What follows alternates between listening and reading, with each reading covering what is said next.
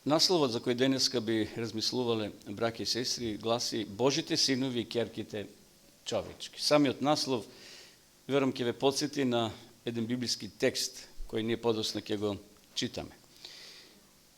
Сепак, гледајќи го светот во кој ние живееме денеска, гледаме дека целиот свет е проникнат со чувство на несигурност.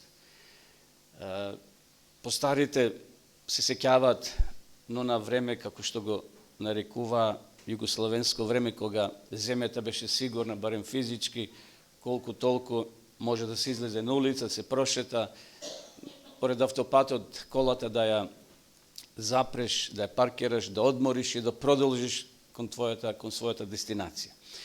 Сега некако страв преовладува и на автопатиштата, и на улиците градски, селски, секаде. Никој не може да биде равнодушен на случувањата во светот денеска кои се случуваат. Светот е зафатен со војни, економска криза, криминал и се оно што е поврзано со криминалот. Научниците тврдат дека природните извори на вода и важните сировини или ресурси нема да можат долго да ги задоволат потребите на светот. На многумина им се чини дека на повидок е глобална криза. Постојано тоа го слушаме. Глобална криза, економска криза, ваква криза, онаква криза. И сега, ние како христијани се поставува прашање каков став треба да заземеме.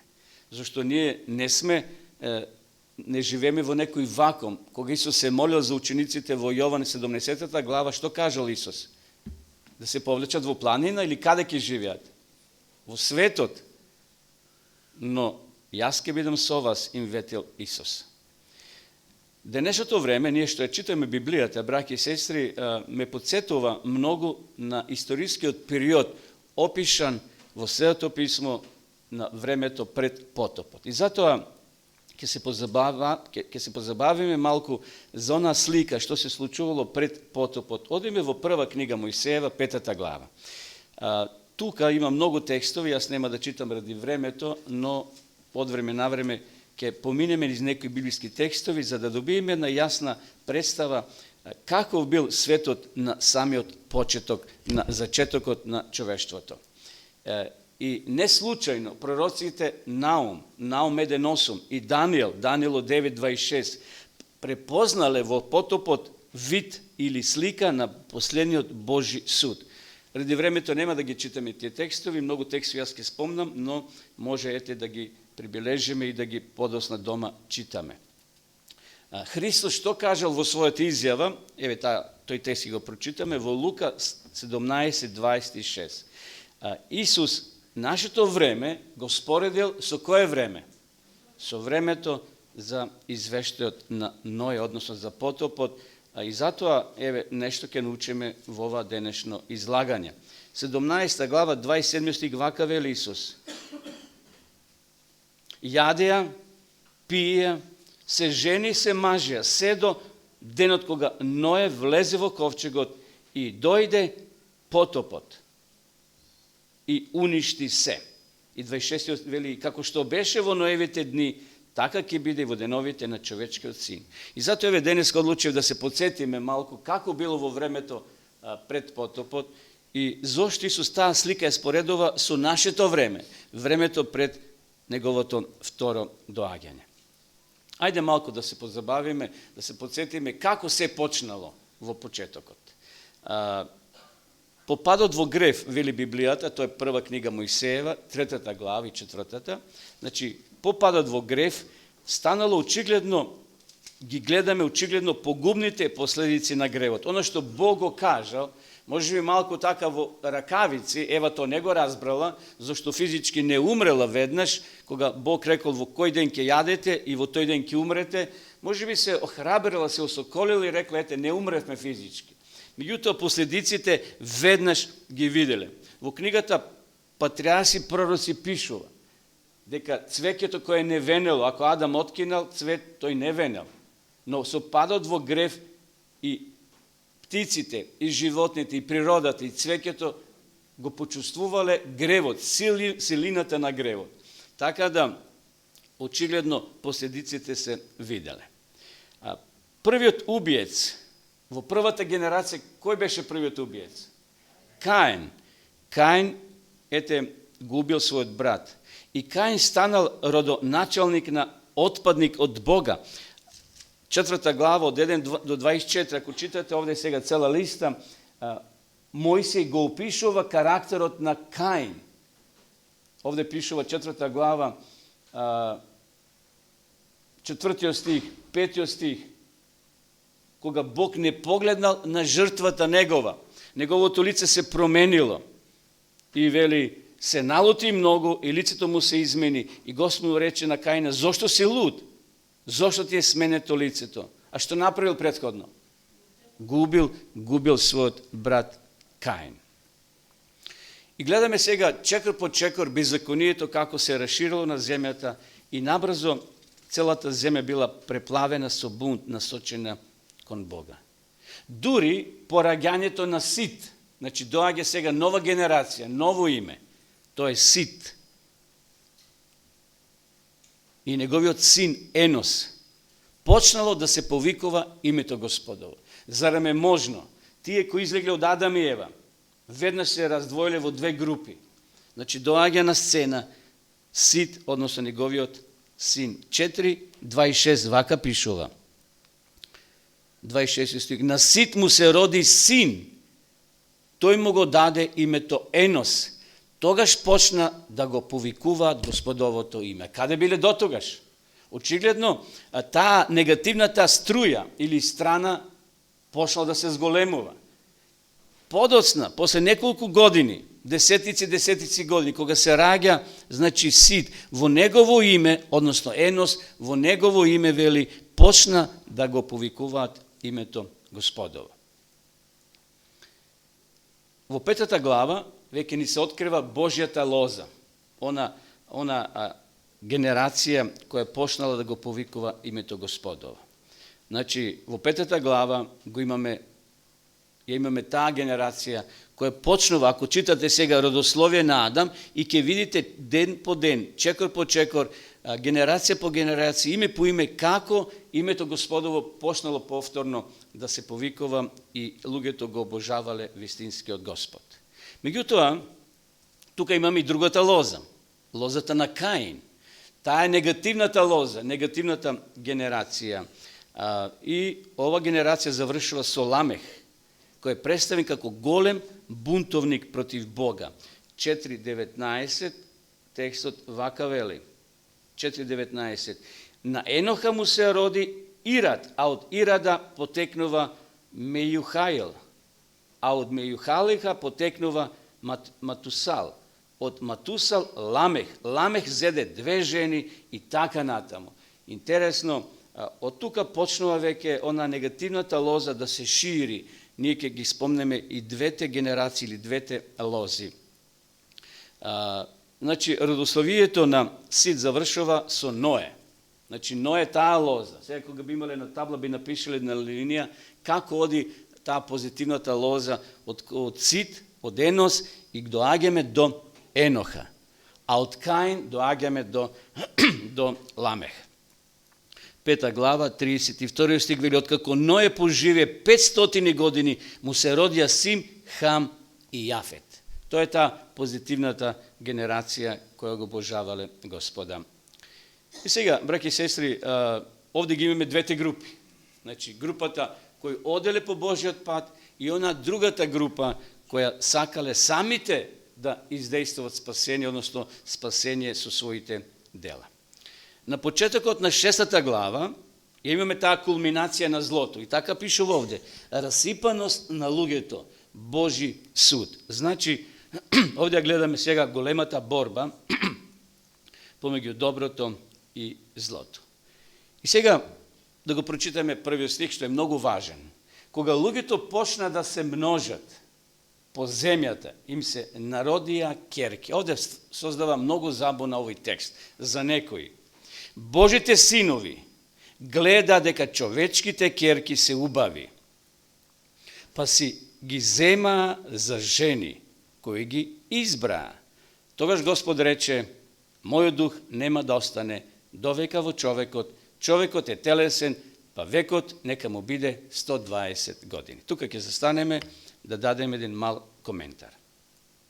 Значи, овде Мојсе сега ни открива една страница и ни кажува дека луѓето почнаа да се множат, што нормално, долго живееле, имале повеќе деца, семејствата биле големи, и што се случува сега? Божите синови гледале во човечките ќерки. Кои се тие Божи синови? Кои се тие учесници во овој извештај што Мојсе сега го кажува? Некои веруваат дека тоа се Божите ангели слегнувале од небото и ги земале најубавите човечки ќерки на земјава. И со нив општеле, значи имале контакт и се раѓале джинови, се раѓале големи, силни луѓе. Значи, тие ангели, наводно, стапувале во забраните односи, од кои произлегле джинови или полубожествени суштества. Ова наликува на добро осмислена легенда, браќа и сестри. Дали извештајот за потопот е мит, легенда или вистина? Прво да погледнеме зошто ова толкување е неточно. Што Исус кажува во неговите изјави за ангелите? Дали тие се мажат, дали се женат? Што ќе им кажете ако некој ве праша во врска со ангелите? Одиме во Лука 20 глава, тој текст да го знаеме, кога ќе зборуваме со луѓето и кога ќе им кажуваме дали ангелите се мажат или женат, односно дали имат семејства. Лука 20 глава, 34 и 30 до 36 стих, Исус дава една изјава. И таа изјава е многу важна. А Исус им рече, им одговори: децата на овој век се женат и мажат. Дали е таа изјава точна? Точна е. Бидејќи Исус не поврзува со прва Мојсеева, прва глава, кога Исус вели, односно Бог вели, раѓајте се и множете се и наполнете земјата. Понатаму продолжува: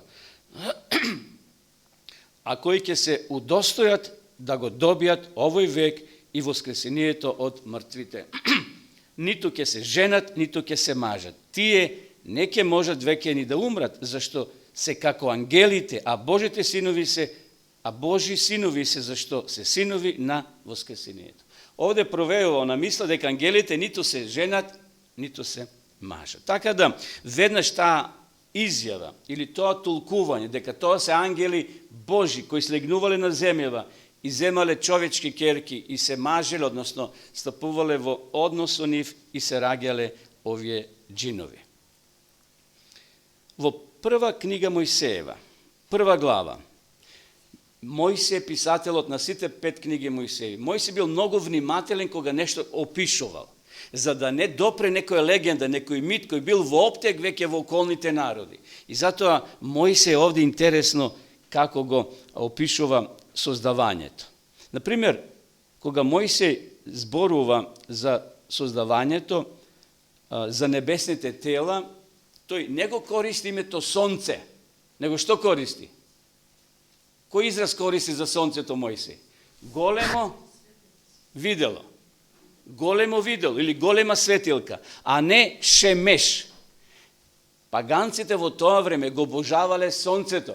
И кога Мојсе би рекол, Господ го создаде сонцето, веднаш би ги потикнал тие незнабожци кои веќе го обожавале сонцето како шемеш. И затоа Мојсе користи поблаг збор, големо видело или голема светилка. Затоа што било името на паганското митско божество. За месечината, за бездната, исто така Мојсе користи мало видело, мала светилка, за да не ги потикне незнабожците кои го обожавале сонцето. Ваквото толкување, значи, не е во согласно со пораката на извештајот кога Исус вели, кога Мојсе ги опишува овие Божи синови и ќерки човечки. Имено извештајот за потопот завршува со Божиот суд над грешниците. Браќи и сестри, Бог е открен во Светото писмо и никогаш нема да го казни човештвото за гревовите направени од ангелите. Ако ангелите нас не привлекле да сгрешиме, Бог нема да не казни за тоа. Значи, тие ќерки човечки не се тогаш виновни, зашто ангелите општеле со нив и правеле забранети работи. Значи, Бог за тоа нема да недости. Затоа тоа толкување отпаѓа, дека Божите ангели доаѓале и имале пород со ќерките човечки. Тогаш, кого представуваат овие две групи? Значи, имаме една група Божи синови, а од друга група човечки ќерки кои биле убави. Клучното прашање, браќи и сестри, е токму да знаме позадината на еврејските текстови или на еврејските извештаи, кога писателите тоа го пишувале. Покрај тоа, тој глаголски облик од еврејскиот јазик означува припадност. Значи, означува припадност, како што се синови кои припаѓаат на Бога и ќерки кои припаѓаат на мажите или на човекот. Означува и квалитет или карактер. Значи, синовите Божи, или овде кои се назначени, ги означува она категорија на луѓе кои имаат добар карактер, кои живеат според принципите на Библијата, а не означува дека тоа се ангели. Овде не пишува Божи синови. Во прва глава од Јовановото Евангелие, таму еден текст ќе ве потсетам што пишува. Они кои го примија Господа се нарекува што? Синови Божи. А ние си земеме слободи, додаваме и ќерки Божи. Значи, она категорија на луѓе кои го следи патот на Бога се наречени Божи синови. А они кои го следат човечкиот пат или патот на непријателот на ѓаволот се наречени ќерки човечки. Затоа Божите синови се потомци на Сит, а ќерките човечки се ќерките на Каин. Дали не е јасно сега ова почетна изјава што ја читам овде во 6 глава од 1 Мојсеева од 1 до 2 стих. Покрај Божите синови и ќерките човечки постои уште една загадочна група, имено тоа се тие джинови. 4 стих, свртете 6 глава 4 стих. Во овие времења, а и подоцна на земјата беа нефили, кога Божите синови општија со човечките ќерки и тим ги раѓа овие деца. Тие се оние од стари времења, но по сила прочуени луѓе. Еве сега и овој текст може малце не збунува, значи од контактот на Божите синови и на ќерките човечки се родиле, овде вели, силни луѓе, силни деца, силни омладинци и биле наречени нефили. Нефили. Некој верува дека ова е групата на полубожествени суштества. Меѓутоа, еврејскиот збор нефилим, преведен овде во нашиот превод или во другите преводи како силни или джинови, во продолжение на стихот 4 е објаснет како мокни луѓе од стариот углед. Станува збор за потомци на Сит. Значи, ова генерација е потомци на Сит, кои го напуштиле Бога.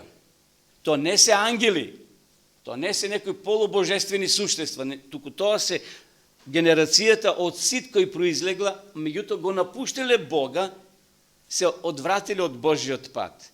Станува збор, значи, за потомци и Библијата ги нарекува нефилими. Овде има една иронија. Оне што луѓето ги сметат за мокни, познати во Божите очи, биле нефили, што од еврејскиот јазик, кога ќе се преведе на наш јазик, значи оние што паднале. Многу од потомците на Каин знаеме дека биле вешти луѓе. Еве Библијата ги опишува во 4 глава 21 стих и 22 стих дека биле, например, гудачи, свирачи биле, музичари, ковачи. Еве, само да се подсетиме, 4 глава 21 стих, вака вели текстот. Името на брата му беше Јувал. Тој е прататко на сите кои свират на харфа и кавал. Гледайте, тоа е таа генерација од Каина. Понатаму 22 стих. Ламех им рече на своите жени, Адо и Село, послушайте го мојот глас. Ламехови жени, чујте ја мојата беседа, убив човек зашто ме рани и дете зашто ме удри. Замислете, Ламех убил дете. Во тоа време, на почетокот на историјата на ова човештво, како ѓаволот успел толку да ги обземе? Кој убил прв човек на земјава? Каин. Гледате, после неговата генерација, тој дух се провлекувал.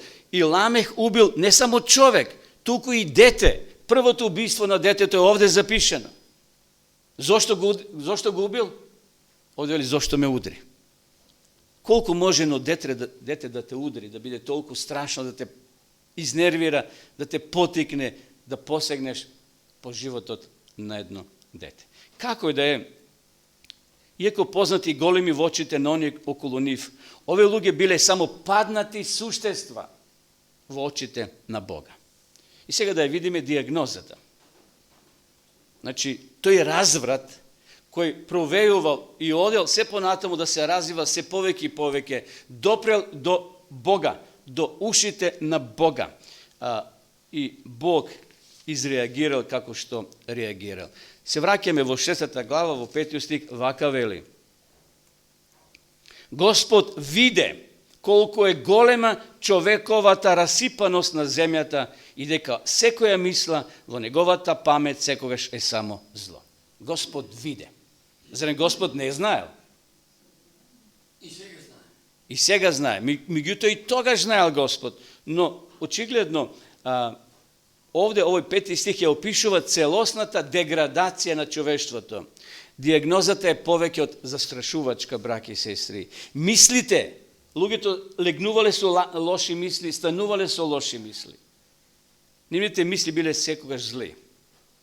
Но не само мислите, туку и земјата била затрована, и земјата била расипана. И 11 стих вака вели текстот. Во Божите очи земјата беше се расипала. Кога се вели земјата, се мисли на населението кој живеело на оваа земја. Земјата се исполни со насилство. И кога Бог виде како се расипа земја, гледате, расипа, 2-3 пати се спомнува, та секое суштество на земјата се изопачило. И понатаму, и Бог му рече на Ное, одлучив да им биде крај на сите суштества на земјата. Бог сега комуницира со Ное, гледајќи го човештвото, не нашол поправеден, подобар човек од Ное. И му вели, Ное, донесов одлука. Ова генерација, ова човештво ќе не заслужува милост. Не заслужува повеќе време да се поправат, зашто навистина ја наполнија чашата. Но еве, ќе им дада уште рок или време за милост од 120 години. Направи си брод од гоферово дрво. И сега овде го знаете понатаму извештајот.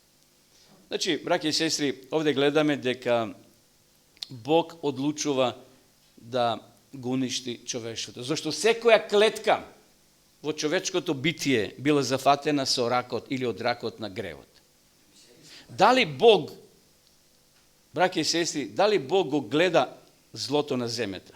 Го гледал секако. И што направил? И што направил Бог? Какви мерки тој превзел?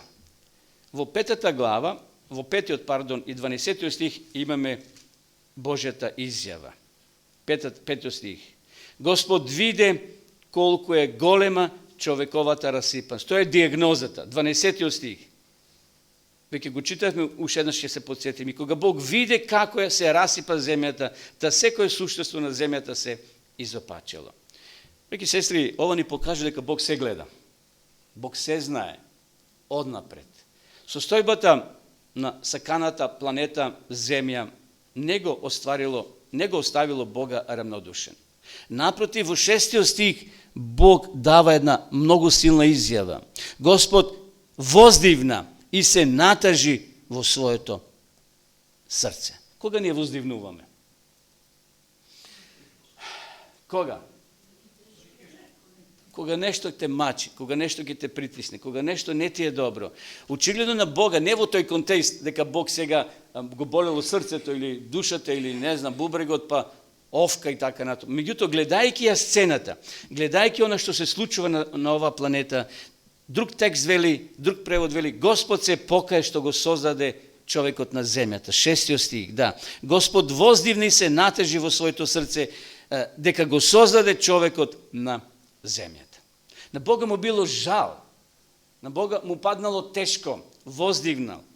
Многумина се збуните од мислата дека Бог се кае. Дали Бог се кае? Дали Бог се покаел што го создал човекот на оваа земја? не се работи за покаяние како ние што се каеме, туку за промена на умот, за жалење што нешто е направено. Тоа одговара на оној еврејски збор шув, значи, што значи или нахам. Во 6 стих се појавува нахам, значи Бог воздивнал, длабоко вдишал и донел одлука. Бил разочаран, со други зборови. Не дека погрешил во своите пресметки, еве ќе ја создадам сега земјата Ипсилом, нашата планета, и сега сгрешил тие луѓе што ги создадам. Не во тој контекст дека ние грешиме, ќе измериме некоја површина, па ќе сгрешиме. Не во тој контекст, него на Бога му било тешко, воздивнал, жалел, што тие луѓе кои имале на тацна едемска градина и се оно што било потребно за еден рајски живот, тоа го отфрлиле. Значи Бог длабоко воздивнал, страдајки поради трагедијата на земјата, и продолжува понатаму, како што читавме во 6 стих, на Бога му било жал во срцето. Постои уште една точка на интерес во еврејскиот текст, браќи и сестри. Имено еврејскиот збор ацав, кај нас е преведено како ќе ми биде жал. Исто така значи да се боли, да страда. Тоа го потребува Мојсеј, истиот израз кога ја опишува она сцена кога Адем и Ева погрешиле и кога Бог му вели со пот на челото ќе ја заработуваш својата храна. Значи, еве може читате, да читаме во 1 Мојсеева 3 глава 16 и 17 стих, еве го текстот. Истите зборови се користат, а на жената ти рече ќе ти ги умножа многу маките на твојата бременост. Во маки ќе раѓаш деца, твојот копнеш ќе биде кон мажот твој, а тој ќе владее над тебе. А на човекот му рече, затоа што го послуша гласот на својата жена, та јадеш од дрвото за кое заповедав, велејки да не јадеш, земјата да е проклета заради и сега. Во мака ќе се храниш од неа сите денови на твојот живот. Значи, поради гревот Адем и Ева ќе испаштат, ќе се потат, ќе се мачат, жената ќе раѓа во големи болки и така натаму. Тука е употребен зборот ацав, значи го користи Мојсеј да ја опише ова гледка или ова ситуација. Според овој текст, значи не само што страдаме ние како грешни суштества, туку таа болка ја чувствува и самиот Бог. Кога Исус висеше на крстот, во копнежот пишува на вековите дека и самиот Бог не сакал да ја гледа таа сцена, кога Исус ги поминувал последните секунди, кога Исус рекол, Отче мој или татко мој, ако е можно да ме помине ова чаша. Кога Исус морал сам да испие до дно чашата, таму велика самиот Бог го свртил своето лице и пуштил мрак, темнина на Голгота, на тоа брдо, да не ликува сатаната, да не се радува. Зошто кога Исус умрел? Во колку часот Исус умрел? Во 9 бил раснат.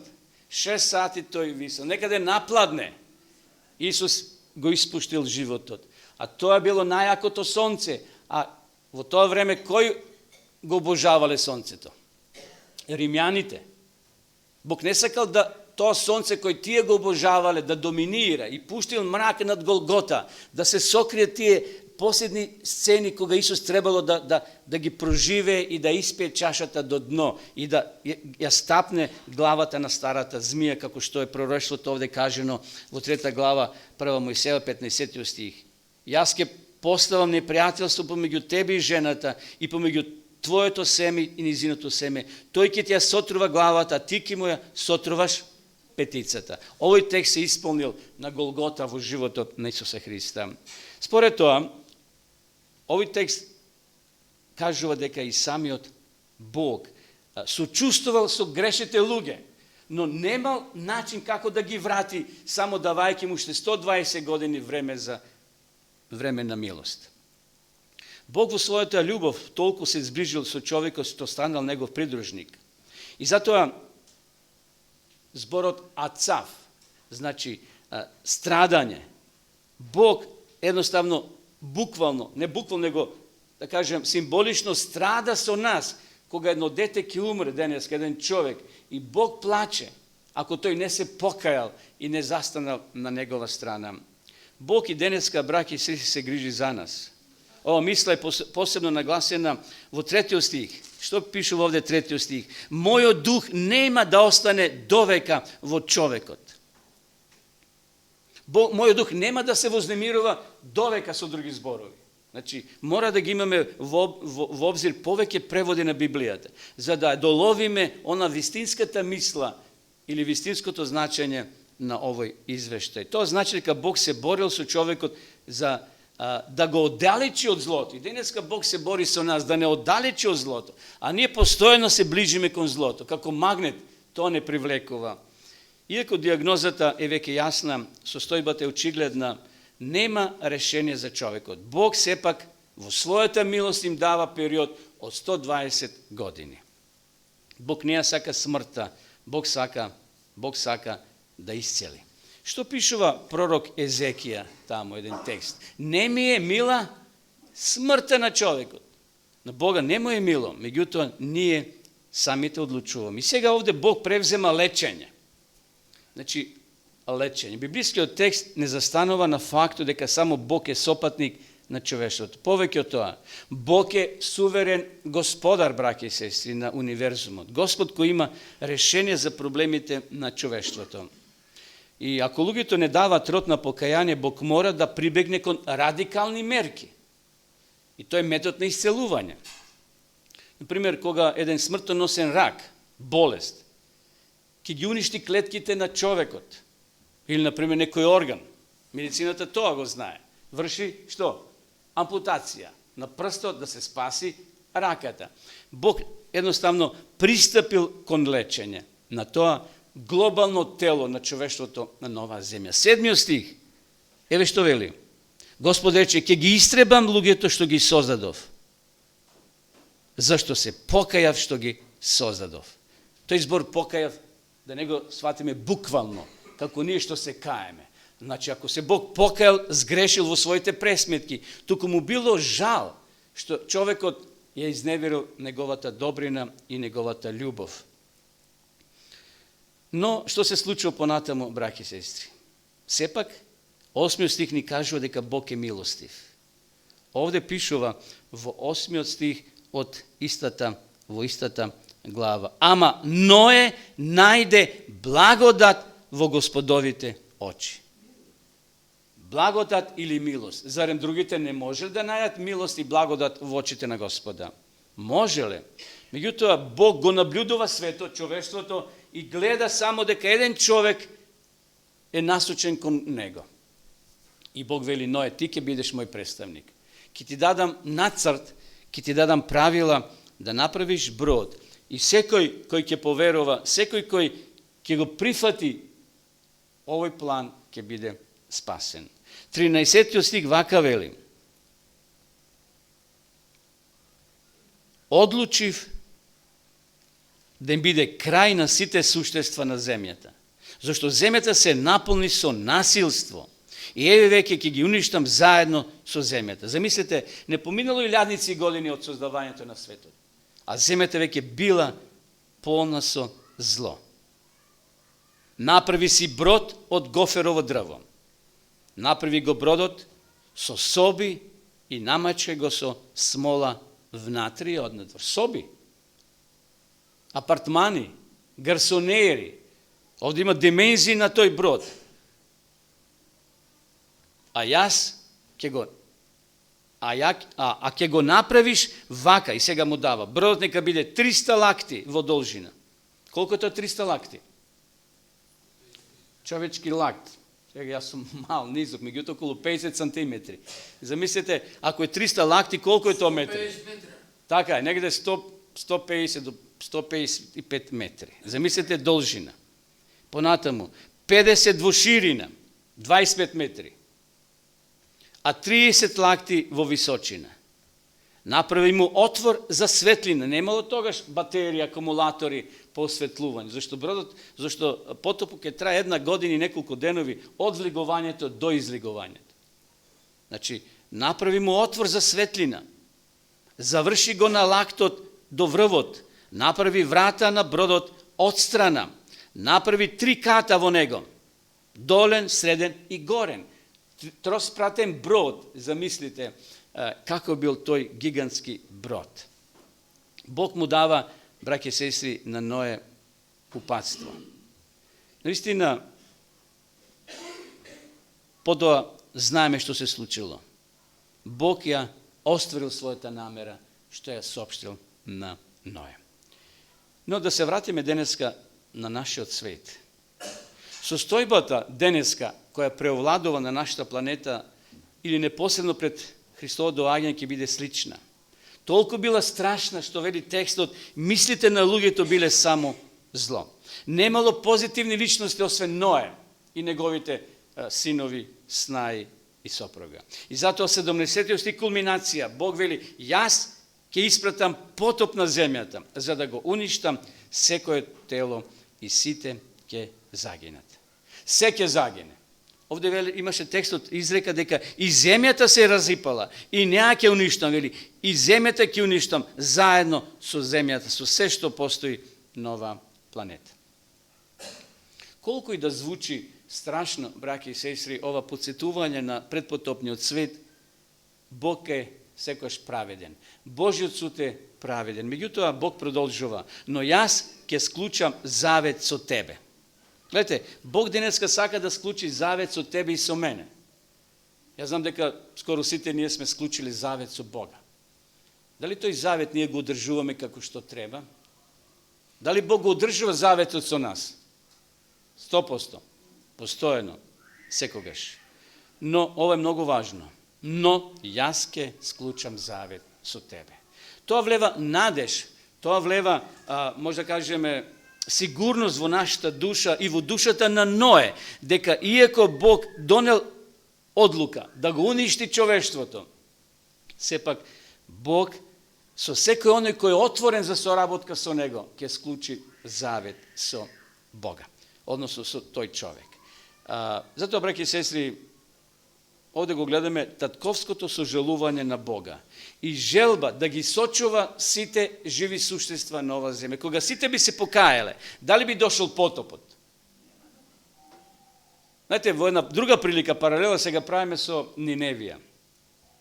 Grad od 120.000 žitelji. Slično Bog nosi odluka i na koga mu je sopštuva? Na Jone. Jona znaje za ta informacija. Odi propoveda 3 dena. Zamislite koliko je to golem grad. 3 dena propovedal na site 4 strani go prošetal gradot. I to je se kačil gore na Ridot, si napravil senica, žeško bilo i svega ke gleda dole kako gradot gori, kako se ispunjava Božjata namera i volja. Međutim, znajme umeđu vreme što se slučilo so gradonačelnikot na toj grad. Gi sobral site predstavnici na Lugeto i donijeli odluka da posta, da se mola, dori životnite postele i na kraju Bog se smiloval. Bog ne se pokajal, Bog ne napravil pogrešna procenka pa svega se povlekova, ne vo toj smislu. Međutim, to je go gledal plodot na Lugeto, ne nije to kajanje. Koga bi se pokajale i ove okolo koliko bile 7 milijardi luge, sigurno Bog bi ja promenil svoje odluka. No, nažalost, Bog znajal. Kako koga razgovarao su Avrama i koga ta brojka, znajete za Sodom i Gomor, od koliko pošnale? Od 50, taka nešto. I koliko imalo verni vnatra? Bog znajal.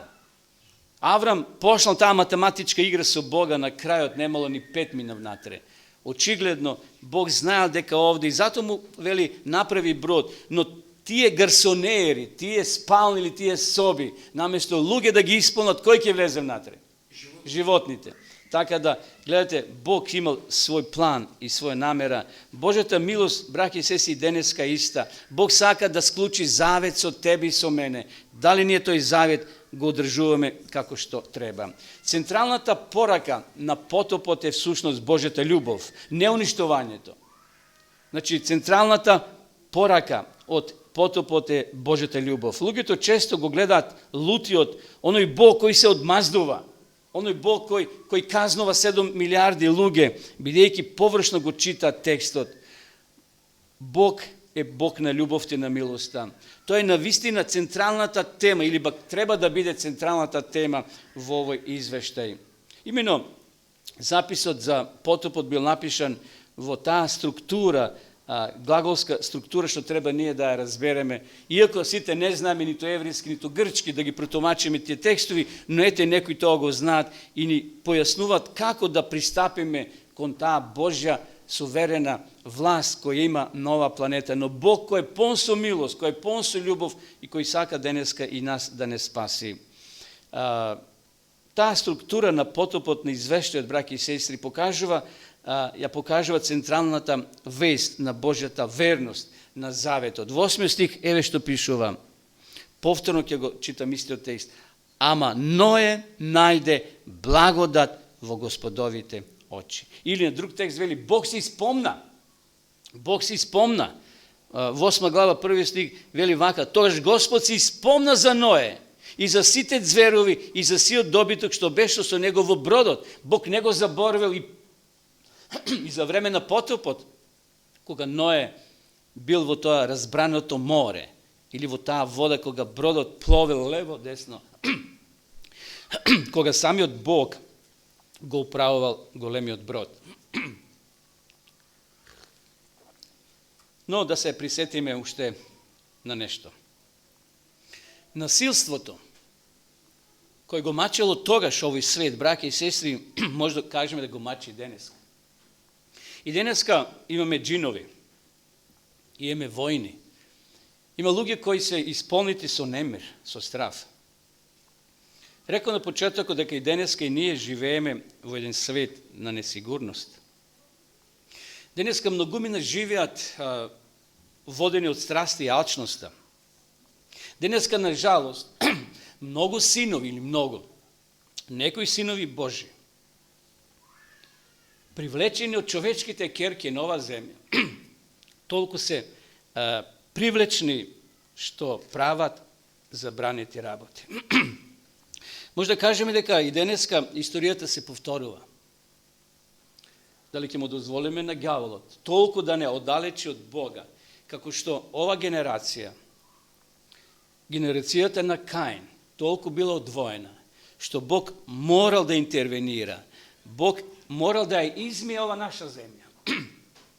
Но еден ден Бог нема да ја мие повеќе со вода, туку со што?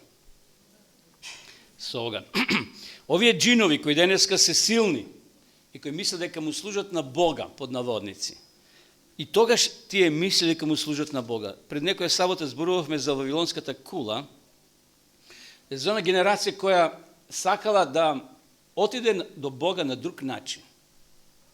Да отиде до Бога по својот пат.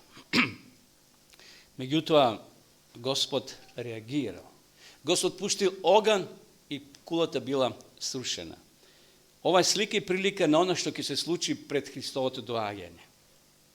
Кога денеска гледаме нашата земја и кога Бог ја гледа исто нашата земја, Бог не туку сигурно воздивнува, како што воздивнува во времето на Ное. Но Господ сака твојот и мојот завет, кој сме го случили со Бога, да го држиме до крај. Да не дозволиме, браќа и сестри, било што да ја поремети таа врска со Господа. Бог е верен. Овде читавме, вели, Бог се испомна за Ное. И тамо додека Ное бил во бродот, цела година чека. Ное чека. Принесувал, всушност не можел да принесува жртви во бродот, но кога излегле од тој брод, што направил Ное најпрвин? Принел жртва. Жртва на благодарност. Која е твојата и мојата жртва денеска пред Бога? Секако ние такви жртви не принесуваме, но жртва на твоето време, на моето време, жртва на нашите средства, што може да помогнеме за да Евангелието допре до што поголем број на луѓе. Има многу жртви што може да ги направиме за Господа, но Господ очекува, браќи и сестри, да останеме верни на нашиот завет. Затоа што Бог е верен. Нека Господ ни помогне да навистина и ова подсетување за предпотопниот свет ни укаже дека и ние живееме во слични времења или слично време како што било во времето на Ное. Господ да ни сочува, да ни помогне, да не се уплашиме, туку да храбро се соочиме со сите предизвици и да го одржиме завет со Господа. Амин.